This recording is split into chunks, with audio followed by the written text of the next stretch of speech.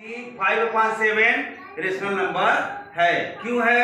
क्योंकि 5p है और q 7 है, q 0 नहीं है। p/q के रूप में इसको भी लिख सकते हैं, p/q के रूप में ये भी लिखा है, p/q के रूप में ये भी है, क्योंकि यहाँ पे एक नीचे माना जा सकता है। आया समझ में? और 0 भी हमारा क्या है? रेशनल नंबर या परिमेय संख्या है। क्यों? क्योंकि 0/1 लिखेंगे तो p क्या हुआ? 0 हुआ, q 1 हुआ, q 0 नहीं है। समझ आया बात? अब देखिए परिमेय संख्याओं का संख्या रेखा पर निरूपण। परिमेय संख्या को संख्या रेखा पर हम कैसे दिखाते हैं? जैसे हम नेचुरल नंबर, होल नंबर को, ठीक है, या इंटीजर को संख्या रेखा पर दिखाना सीखे थे, है ना? तो ये क्या है? -2 मान लीजिए, है ना? ये क्या होगा? -1। बात समझ आया? तो ये एक इंटीजर है ना, पूर्णांक है, तो 0 से इधर है। संख्या रेखा पे अगर पूछा जाए 2 कहाँ है, तो 2 यहाँ है ना? समझ आया कि नहीं? अगर हम पूछे संख्या रेखा पे 3 किधर है, तो कहाँ है? ये यहाँ है। समझ आया? समझ रहे हैं ना? अब कह रहा है 1/2 दिखाना है, तो 1/2 का मतलब होता है आधा। क्या होगा? 1 यहाँ है, 0 यहाँ है ना? तो इसका आधा ही ना होगा भाई, 1/2। तो मतलब यहां से यहां तक के बीच में अगर हम आधा कर दें, तो यह जगह है ना आधा, लग रहा है नहीं आधा? तो जो ये है लाइन, यही क्या है? 1/2। आया समझ में कि नहीं?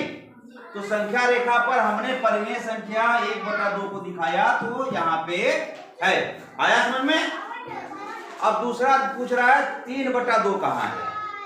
3/2 का मतलब, अब 3/2 में देखोगे तो एक पूरा है ना? 3 को जब हम अगर करते हैं सही बटा में लिखो, मिक्स फ्रैक्शन में, तो 2 1 कम 2, 1/2, है ना? समझ रहे हो बात? समझ में आया कि नहीं? तो कहने का मतलब ये है कि जब ये 3/2 है, एक तो पूरा है, 1 होल 1/2 कहते हैं, तो 1 पूरा है, तो 1 पूरा कहाँ पे है? यहाँ है ना? तो 3/2 जब भी होगा वह 1 और 2 के बीच में होगा कि नहीं? ये क्या है? 1 है और ये क्या है? आधा। बात में आया? समझ रहे हैं ना? तो 1 यहां तक है, आधा और जोड़ना है इसमें, तो आधा कहां होगा इसमें बताओ? 1 और 2 के बीच में होगा ना? ये अब इसको आधा करेंगे, है ना? अब देखो 3/2 कहां पहुंचा? 1 ये पूरा और आधा यहाँ मिलाकर ये पहुंचा 3/। आया समझ में कि नहीं? तो 3/2 कहाँ है हमारा? यहाँ पे है ना? अब -1/4 पूछ रहा है कि -1/4 कहाँ है संख्या रेखा पे? तो 0 से इधर आएंगे माइनस में, तो 1 है ना? अब 1/4। अब इसको एक तरीके से देख सकते हैं, जैसे 1/2 देखना है तो 1 को 2 हिस्से में तोड़ा, और जो एक हिस्सा है वो क्या है हमारा? 1/2 हुआ। वैसे ही अब 1 को हम ये 4 हिस्से में तोड़ेंगे। हम इस 1 को 4 हिस्से में करेंगे, का हिस्सा हुआ? 0 से 1 के बीच में का टुकड़ा हुआ? 2 टुकड़ा, एक टुकड़ा ये, एक टुकड़ा ये, 2 टुकड़ा हुआ ना? अब हम इसको बराबर 4 टुकड़ा करना है।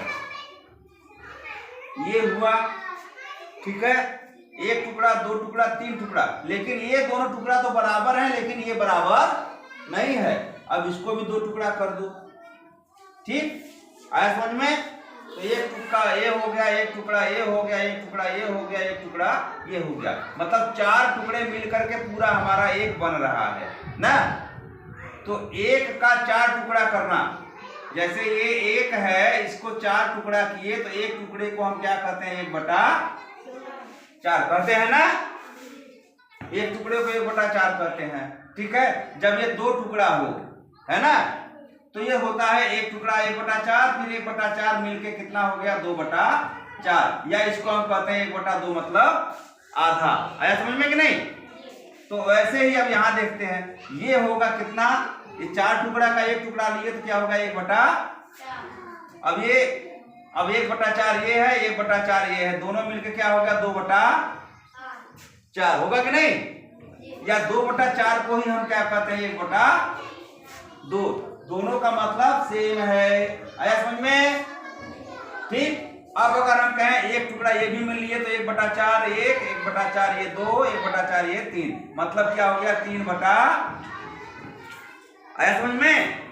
तो ये माइनस में, सब चूंकि माइनस दिशा में है इसलिए सबको क्या कहेंगे माइनस।